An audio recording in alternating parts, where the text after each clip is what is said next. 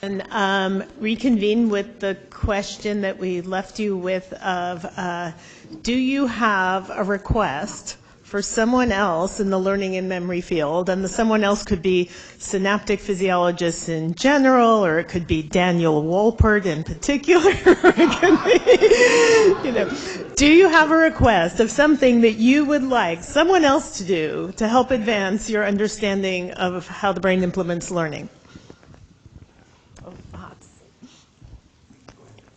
Yeah. Okay. So I have one, and it's an issue that is actually related to a lot of the comments that have come up. It relates to the when, it relates to the history, it relates to how do you measure whether an algorithm is the same or not.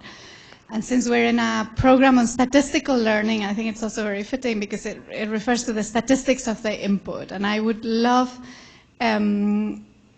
colleagues that are measuring synaptic plasticity to tell me what is the dependence of that, the activation of that mechanism on the statistics of the input, both in time and in rate.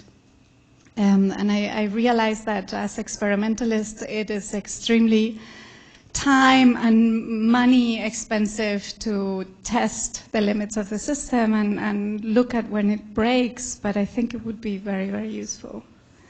Could you just clarify that? If I give you an example, we know that one input doesn't lead to long-term memory, but 5 plus dopamine does. What is in between? And can you play with the probability of the application of dopamine or not? Would 2 and lead to long-term memory? If you space this 5 across 2 hours, would you get long-term memory? These sorts of questions.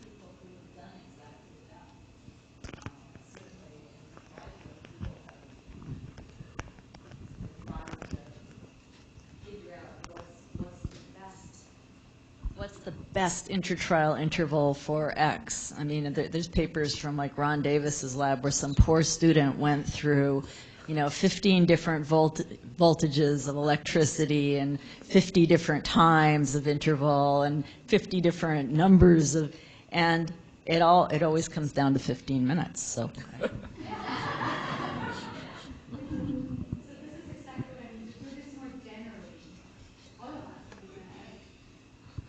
To do this more generally, to include this as part of our experimental demands. And for me, it would be very useful if molecular people do it, but I should also do it in my behavioral paradigms and my learning paradigms.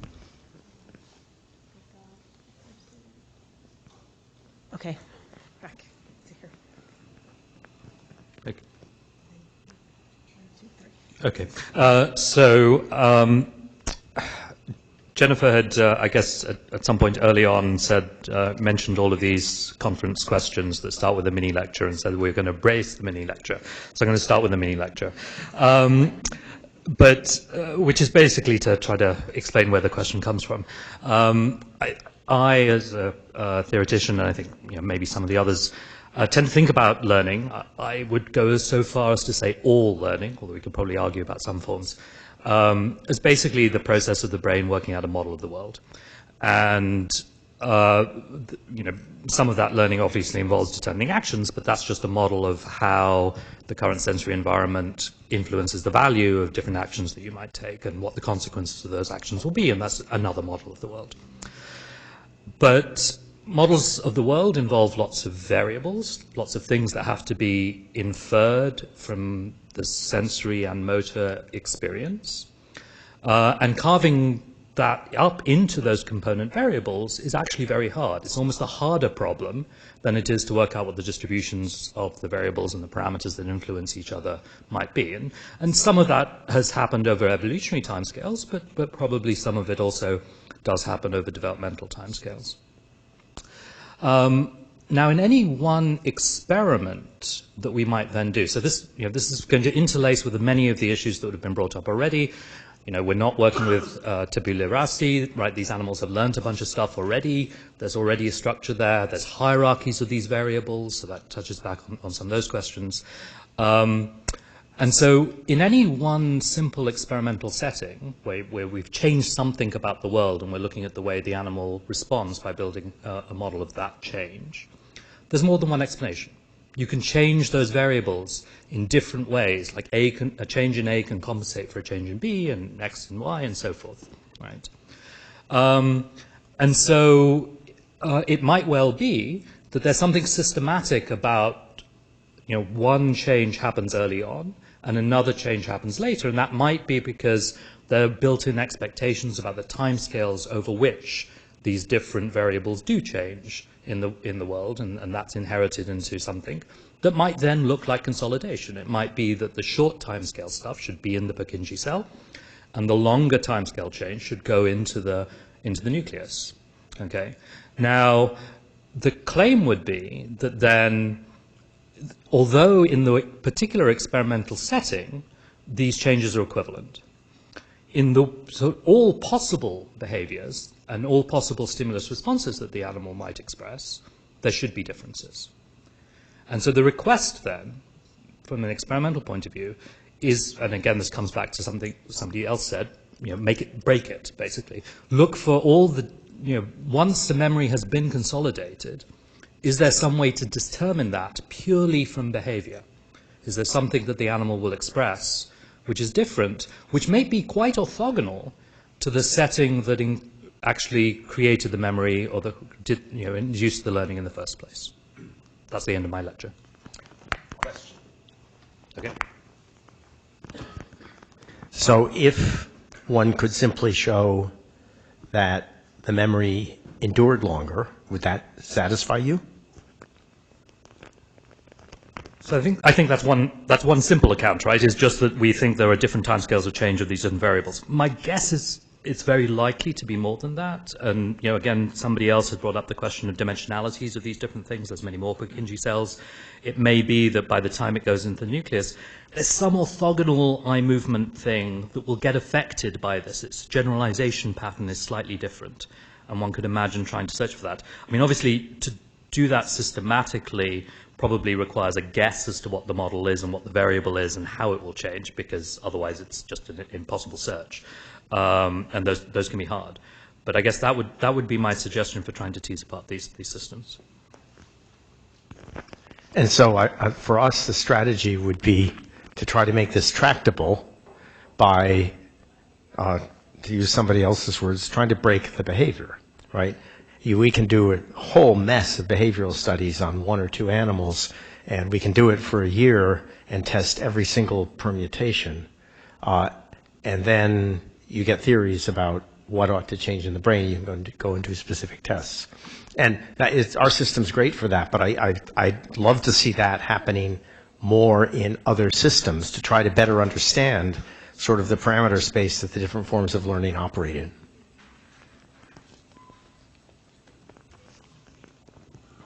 Yeah, it's nice. There's a little bit of convergence happening. I mean, we had a conversation during the break that was very similar. So you're saying there's degeneracy of solutions for a given, yeah, and so there's one question of like how input statistics map onto changes in the brain, and that might be degenerate.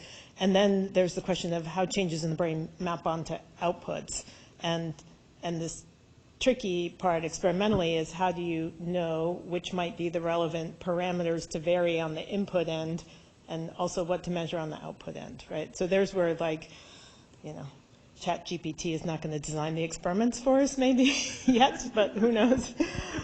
Yeah, okay, Daniel and then, Aurora and then Daniel, I think I had said. Sorry if I messed that up, but you'll both get to say something. So sorry, I will completely change a bit topic because just answering the questions, what do I need for you guys? So just to present myself, so I'm working on animal cognition. So I'm only behavior and cognition. Of course, I'm interested in the brain because that's the brain that makes my animals to work. But when you think about learning in real life, it's not, or very rarely, association between a simple stimulus, a tune or a blue shape, and a reinforcement. It's more often hierarchical or higher order. For example, you create categories, class, concepts, and that seems to be really, really important and really biological. What I mean biological, because artificial intelligence doesn't do that so far. It just do lots of associative learning, and it's not efficient by comparisons to human children that will learn much more fast with only 2-3 occasions and actually learn a big rule that could apply to many things. That artificial intelligence needs thousands of applications, and it won't be able to generalize too much. So the human brain, and probably all animal brains, are much more efficient. And it seems that they are much more efficient because they do that. They combine stimuli, they create categories. They say, okay, what are the important features that define this? And because of this, they make sense of the world. And so this hierarchy, or higher order organization of learning was used for a very long time to be specific to humans and primates. Okay, and that's what makes us so much clever.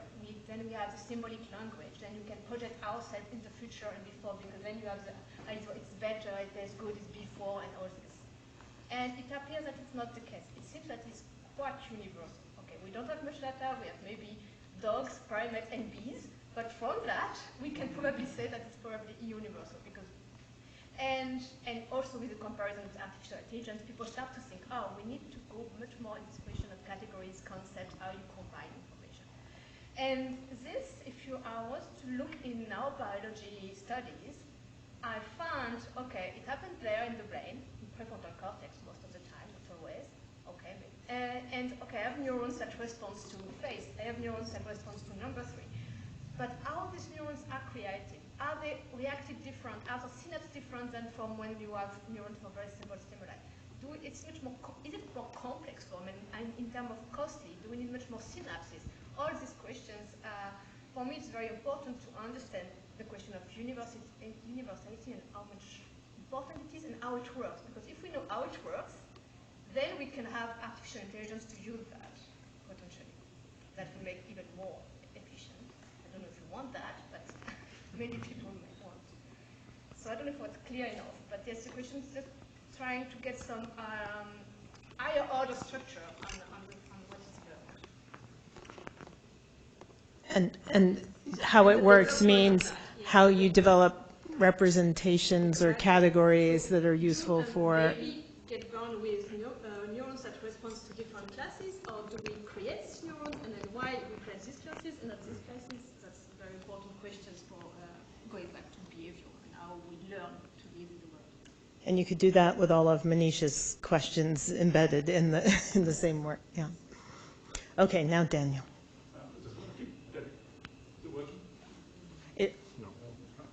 Yeah.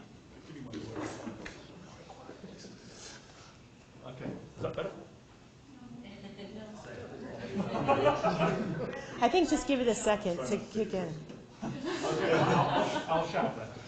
This one? So This one? I think you maybe just need to, can you hear me through the mic up there? Yeah, I think you just need to give it a second to kick in. Okay, great. So I guess I have a concern, and this concern applies to my work as well as many around us. I think I have different concerns. So I'm studying animals, but I think the way humans learn is very different than what we do in the lab. And so we get a stream of sensory experience over our life, and imagine in our little past, stimuli don't repeat generally, and over that time we build up a repertoire of perceptual, motor, and cognitive skills. And so that's the richness of what our experience is. But the thing that I do in my lab, most of us do, we study one task, and we repeat things over and over and over again. And I worry that we're never going to understand learning by those sorts of tasks. I think the degenerative problem which Manish talks about comes into play, that by studying one task with repeat stimuli, you're just fooling yourself into thinking you can understand better learning. I think, I mean, I'm going to say things about statistical, brilliant talk. But when you sit and watch a studio 600 times move from like a job actors, I mean, these monkeys have birds in the world which take up and smile. Maybe they do. But, and I do the same thing in my class, where I repeat the same full skill 600 times. So I worry that we are going to fool ourselves thinking they're going to learn about a production task. It's very hard to study naturalistic tasks. But maybe we constrain the models, constrain the data better if there was a richness to the task. And I think we should always strive towards that. Are you going to respond to what Daniel said? I'm actually just going to add that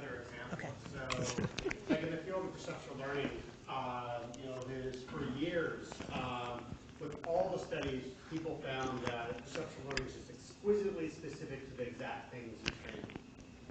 And so, this got Nature papers and Science papers, everyone's happy, we have all these nice papers, this was just very specific. But then later when people started training on multiple stimuli that could be at multiple locations and there's more variety, suddenly the characters of learning look very different. And right now I feel the field of perceptual learning is a bit confused because you don't know exactly what to do in terms of what's the right amount of variance and such. But it definitely has been something that I think kept that field in the same place for a few decades, which was useful, but doesn't address the big questions that we have in terms of even perceptual learning. So, Daniel, I just want to say that your premise is right, but your conclusion is wrong. So, there are three things that happen to humans and other animals that require the kind of learning we study. And they aren't fun things to do to an experimental animal. One is the head grows, one is that the vestibular system malfunctions, and one is that eye muscles malfunction. And all of those changes require plasticity in the oculomotor pathways in order to restore better vision. And so not for a moment do we think that we're studying a naturalistic form of learning by having, it's a little better when we put magnifying lenses on a monkey and have him, wear them for 6 weeks and turn his head back and forth. That's simulating loss of the vestibular system, right? But it doesn't mean that these are not natural forms of learning. It's only means that we've adopted extremely unnatural ways to study them. Bill, are you going to continue on the same? I had been planning on saying various grumpy things, some of the things on the board, but this discussion, maybe I can add something positive. So one of the things that's been happening, which is not so connected maybe to this community or a little bit in different ways, is there's been this effort to do more quantitative and complete studies of animal behavior. So instead of constraining behavior and measuring when I deliver this stimulus, what happens and so on, we all understand why that was a good idea, okay, just to be clear. Instead, you let animals behave rather more freely and discover that there are underlying regularities. You don't need to impose the regularities because animals don't, they don't move all of their joints at random all the time, right? They do regular things. And presumably, some of those regular things that is the context for any further learning that we do. Those regularities probably are themselves the result of a certain amount of learning, which would be interesting. But the fact that we can now give, at least in some animals, under some range of conditions, a more complete characterization of behavior. I think that holds out some promise for resolving the discussion that we're having. And I think there's also a lesson from previous generations' work on sensory neurons and thinking about how do you go from the responses to extremely simplified stimuli to the responses to naturalistic stimuli. No magic happens, right, despite what some of the debates sounded like at the time. But by driving the system into a different regime, you observe all sorts of different behaviors, which presumed the substrate for which was always there, right? But somehow we didn't access it. So it seems like there's some possibility for connecting these more complete and quantitative studies of behavior with the notions of context dependence for learning that we've heard about, even down, maybe even down to single synapses. So maybe I'd like to add. Is this a new topic or same? Same, okay. same, yeah. So perhaps the same, but I would think the same. Often I find that to define a term, and sometimes it's called practicing and sometimes it's called learning. So I learned that sun rises from the east, not west, that's one thing. Or I learned to move my arm better or play my piano better. they're both called learning, but maybe it's better to distinguish one is practicing and the other is learning. Of course, in vision science, for instance, we talk about perceptual learning versus non-perceptual learning, perhaps around the same line. This is more cognitive versus more perceptual learning.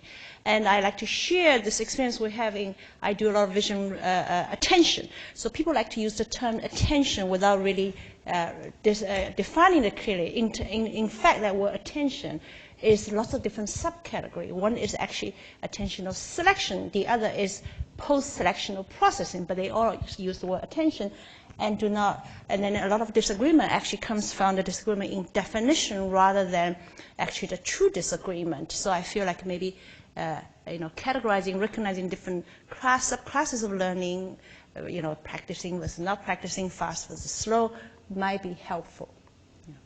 I just want to respond to your comment about letting animals learn in a way that doesn't involve sort of mass training of a very constrained task. Just to say, the task that we're using, which was designed so that we wouldn't have to spend a lot of time training animals, so that we could spend more time making very, very detailed measurements. There's not that many trials the animals are carrying, just a few hundred trials over a 24-hour window, and most of the time they're doing other mousy things. But it's enough. But you could have, so I guess it's enough to see, that is enough though, for us to find very specific changes. So I think it could be done. That was what I wanted to say. I guess Steve has a different topic, but I just wanted to ask, I agree with everything you said, Bill and Daniel, but what is the recommendation from that? Should we give up on doing these kind of more controlled experiments? Should we do them but throw more variability in some way? Should we all just start looking at free behavior? Learn to predict, which is often the underlying structure. You should be doing that in a probabilistic context. The thing where it's always at exactly the same place, that makes me very nervous, because it leads to the kind of degeneracies that Manish was worried about. It's in principle possible to do it perfectly, which is weird. I think most of the tasks that we solve, it's not possible to do any of them perfectly, and that's not our limitation. That's about the structure of the world. So yes, some control. So study naturalistic behavior, or figure out how to inject controlled variability into. It might be just a playback, or it might be letting the animal. Can you study learning while it's engaging in one of these more natural behaviors? I don't know. I'm not an experimentalist. Yeah. So, real quick, I think we're missing out on something really important in that people are doing it. That is the beauty of the experiments that have come from Jeff McGee's lab, looking at the formation, and Christine's stuff. You put an animal in a novel environment, and it runs around and does its thing. And what's it do? It needs to learn about where am I in this space. And we can watch the learning happen. We can see the cells acquire place-specific firing. I think and in doing those sorts of experiments, what did we find? A brand new learning rule. So I agree with you a lot, but I think the thing that we're missing here is that that's happening. People are taking those sort of approaches. So I wanted to take us 50 years into the future. And my question, I won't be here in 50 years. Fair guess. Here in Santa Barbara? Or? Here at all. Thank you.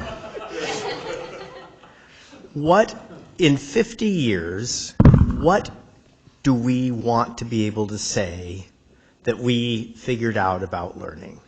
Will we be happy if we can say that we understand how the cerebellum learns motor skills, and we're going to have to define understand, I don't care whether we do that, but that we understand how the hippocampus learns and uses a spatial environment to allow the animal to navigate, that we understand when and how these signals from the hippocampus are transferred to the cortex, where they go.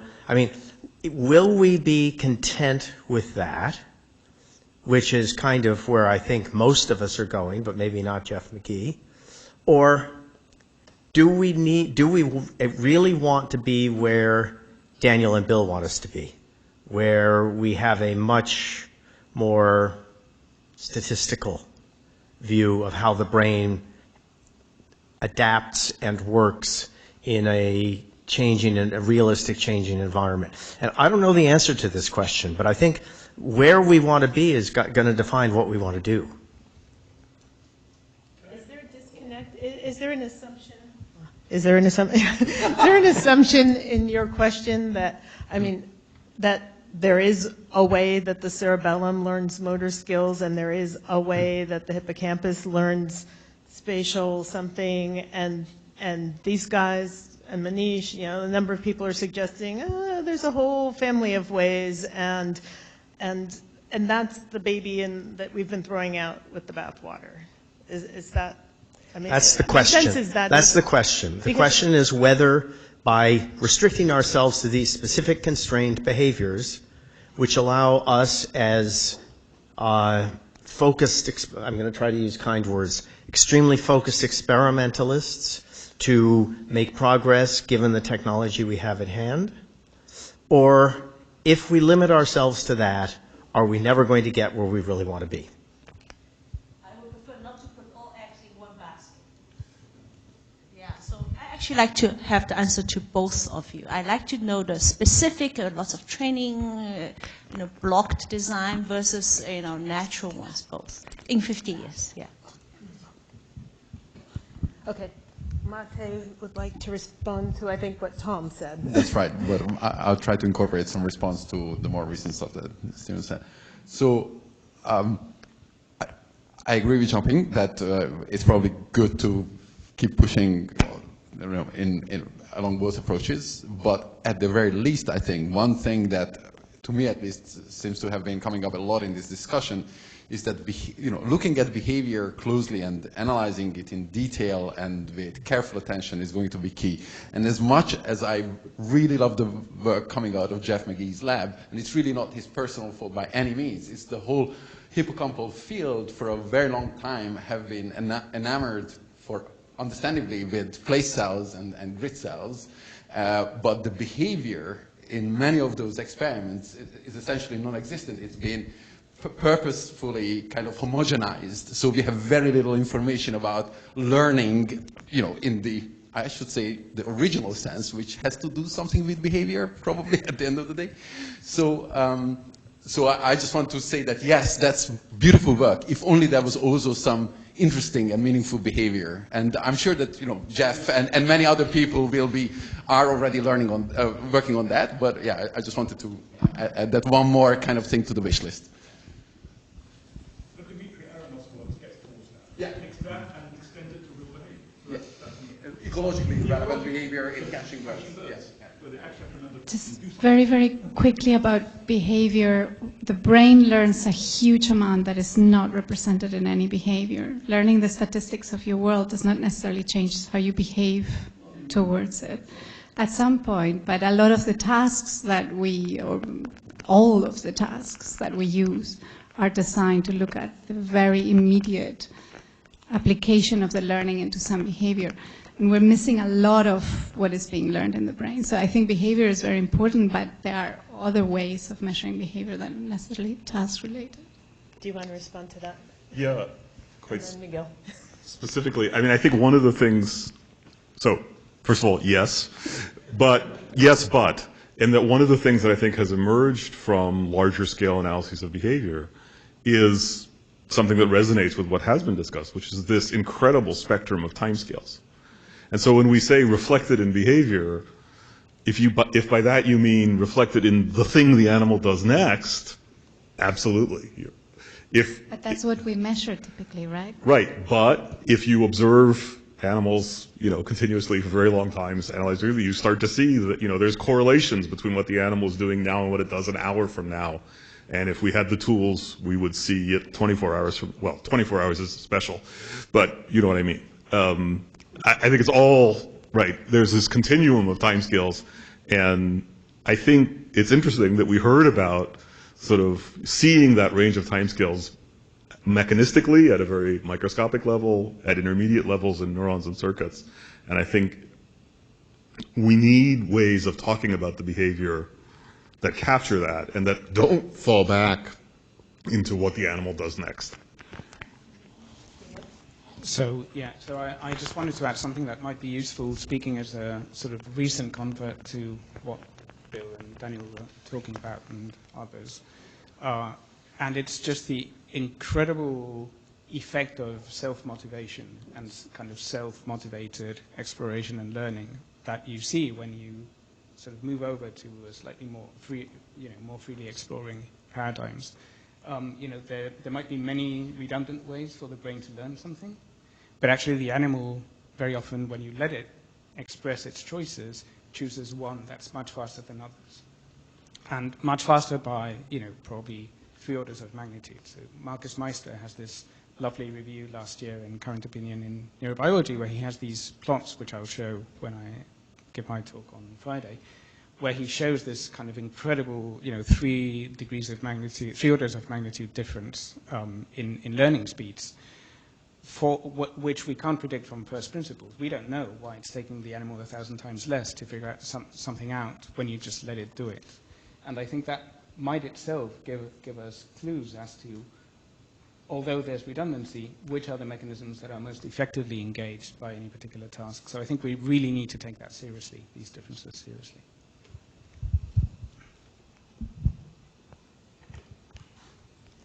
All right.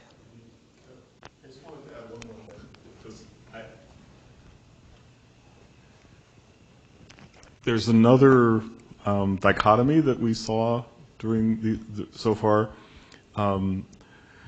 which is between sort of behavior, neurons and circuits, relatively, sort of mesoscopic to macroscopic analyses, and then molecular things, right? And I think those communities remain somewhat divided. I think maybe we theorists are not helping.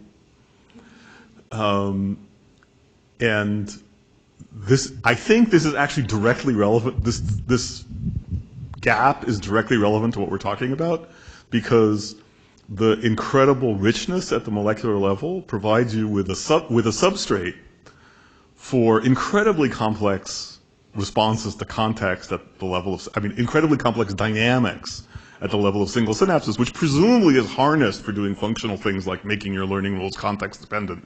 But nobody knows how to go from, a sketch of the biochemistry of what's happening in the synapse. Well, we don't even really know how to go from that to a learning rule. And we certainly don't know how to go from that to the context dependence of that learning rule. And it seems to me that you're looking for suggestions. That gap, which is present, we also don't know what it is that neurons can do by virtue of having 8 kinds of channels instead of 6. There's a lot of these sort of molecular function gaps. But in the case of learning, it's in a, it's all, that gap is localized in a cubic micron, right? So.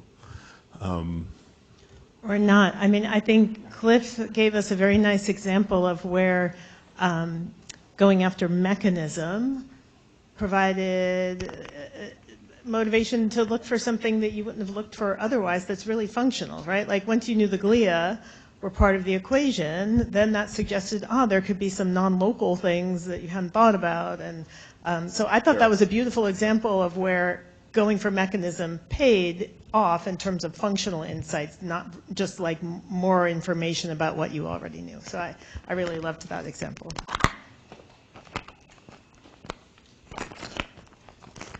Bill, I think the gap is much bigger than you enunciated.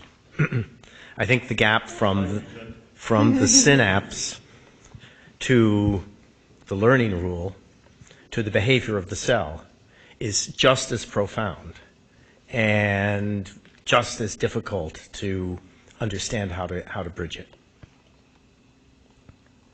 I'm perfectly happy to try to understand what I call learning in the context of the learning rule, and I could tell you a lot of the context specificities that make that more complicated, but I prefer to ignore them, much less understand what the mechanism is and try to bridge that.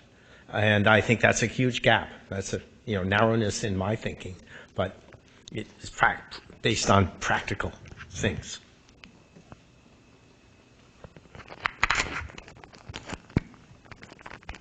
So just to, I guess, add a horizontal position to the vertical one. In a sense, I think, trying to understand how to integrate multiple scales in all systems is difficult. But I think that it's very plausible that, since we're studying something that's the product of evolution, that there is a level of coherent explanation that applies across each level horizontally. That is, you can understand something about the molecular mechanisms that are sort of self-contained and self-maintaining and homeostatic. You can understand something about the cellular learning rules. You can understand something about the behavioral learning rules. And it may be that sort of doing the vertical linkage between them helps understand those, but it may also be that we have to actually get the horizontal understanding down first, and then we can understand how one is implemented by the level below it. Hey, just to respond directly to this, as somebody that started as a synaptic physiologist and is now playing with ethologically relevant learning, I take your point. I think we need to go towards ethologically relevant behavior is fair. But if I can throw back the ball, I would like theory people to start thinking, if not necessarily implementing. I appreciate the need to reduce. That probably the most wrong thing that exists is what the picture of a synapse in Candel. That synapse doesn't exist. There are many different types of synapses, biochemically, anatomically, or maybe that synapse is the ideal synapse that exists somewhere. I think I don't know if it can be incorporated in a model. I don't know, if you parallel fiber to Purkinje cell synapses, there's no NMDA receptor. The calyx of health has a release probability of like 1. All this matters, I think, for a model. I don't know if it can be incorporated, and if you can go even further, there isn't just synaptic plasticity. There are other ways in which neurons changing. You work with rates, right? You can modulate the neuron firing rate without touching a synapse.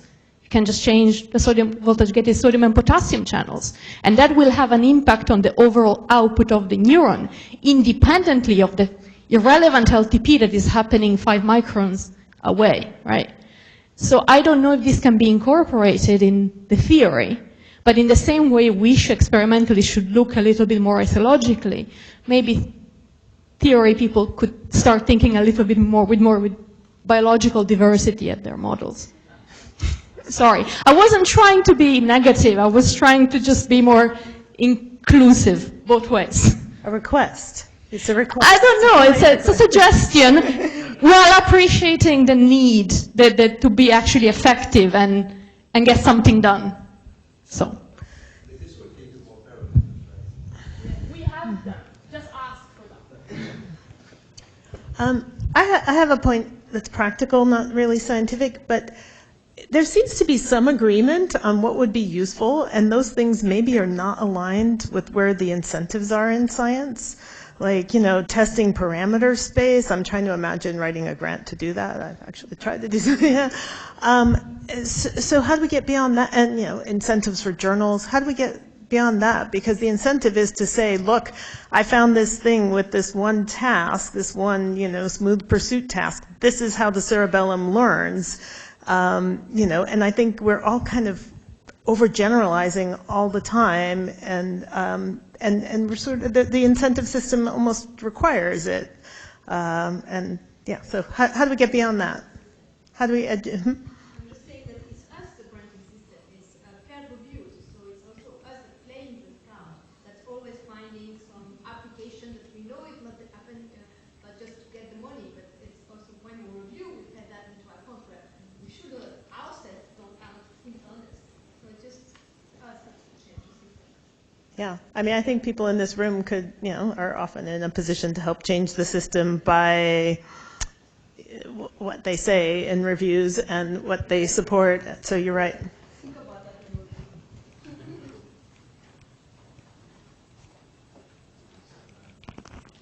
Thanks. One thing, so today I just had to revise a policy paper that I'm leading kind of for perceptual learning research that basically, so this is something that will be read by funders and people in Congress and things of that sort. And that, some of it, was trying to think through, what are the big issues in the field and what needs to be moved forward. And some of it was basically, what are the funding mechanisms that we might need that would basically, require more interactions, between people doing theory, experiment, and behavior. And some of those things already exist, like CRCNS and things, but, larger scale, longer time horizon, work that doesn't all have to be transformative in the moment, but, it's necessary to have the foundation for larger things. And that I do think it's not just, how we act as reviewers, but really lobbying the funding agencies and saying that these are the things that if there is a consensus of what we think would move the field forward, that they might want to fund. Yeah, and I bet KITP would love it if some subset of the people in this room wanted to write an opinion piece kind of summarizing this discussion and expressing some of the shared opinions and some of the differences even. I think that would be a wonderful way to do that. Livia gets the last word, and then we will move to the atrium. It's your last word. I was about to say that. Oh. That we should write an opinion piece on this. Okay. So the last word has been said, and for today. So enjoy the reception and dinner, and we have another exciting session tomorrow morning. So we'll see you back here tomorrow at 9.